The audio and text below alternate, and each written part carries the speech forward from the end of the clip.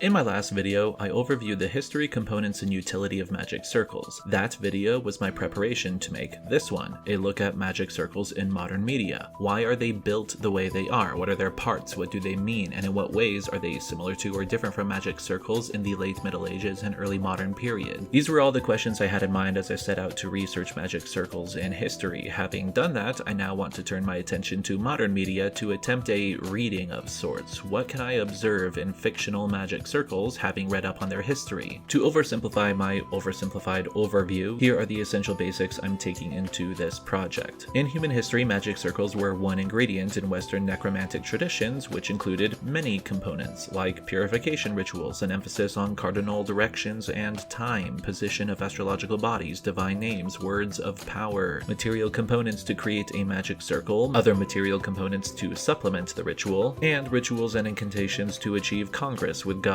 demons, or spirits. Magicians engage with these rituals for various purposes, including protection from otherworldly entities, but also from other dangers, natural disasters, death, bad fortune, etc. For divination, particularly the location of treasure, stolen goods, thieves, or even lovers, and anything which a demon or spirit could achieve, such as sharing hidden knowledge, tormenting foes, winning over desired allies, or casting illusions, including but not limited to seemingly raising the dead. As it was the meaning behind the shapes that pushed me to start investigating this, I'll pay extra attention to the sacred geometry in modern media. While each kind of shape entertained polyvalent meanings and their function could overlap or vary based on the magician or the grimoire, that is, their magical handbooks, here are some general trends tied to each shape. Circles, as the most perfect and foundational of shapes, defined the ritual space, creating a microcosm of the universe with the magician at its center. In one word, they are the totality. Triangles defined a point in space. They show location. Squares and crosses create orientation and division in space, putting order to the chaotic cosmos and connecting the macrocosm to the space occupied by the magician.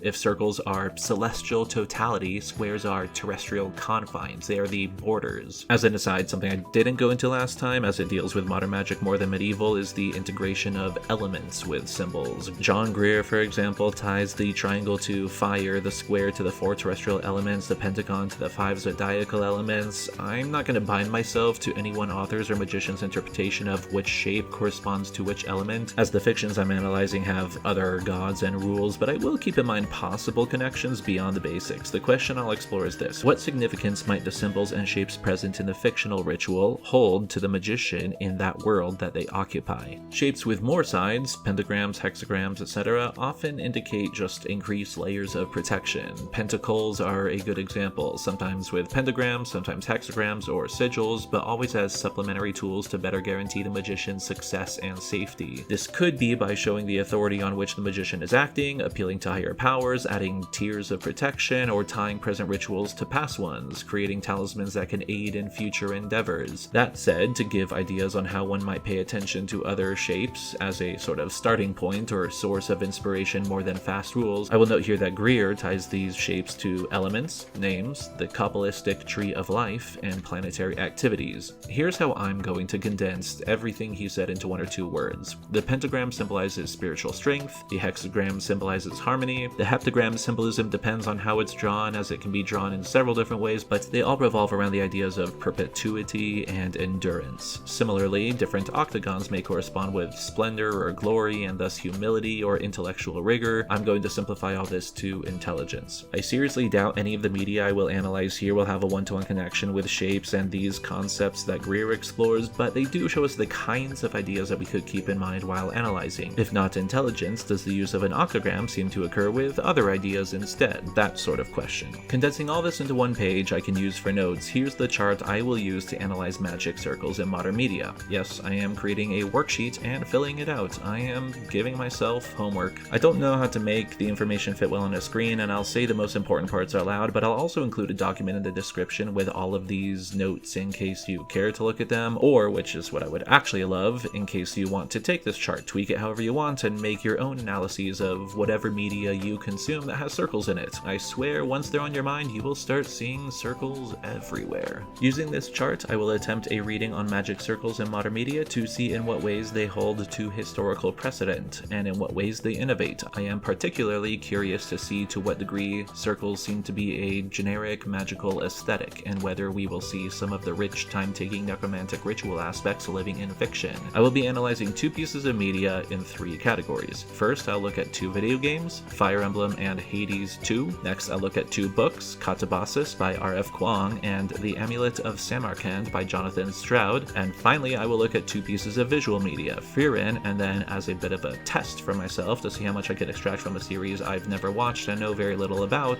Fullmetal Alchemist. With all of these, I will try to explain enough so that someone who hasn't engaged with the media will follow what I'm saying. I'll keep the books mostly spoiler-free, focusing primarily on the first chapters. However, there will be fairly substantial spoilers for the video games and to a lesser degree Frieren. There's no real way to talk about those series without spoiling things, so you've been warned. All that said, let's dive in, starting with the use of magic circles in video games.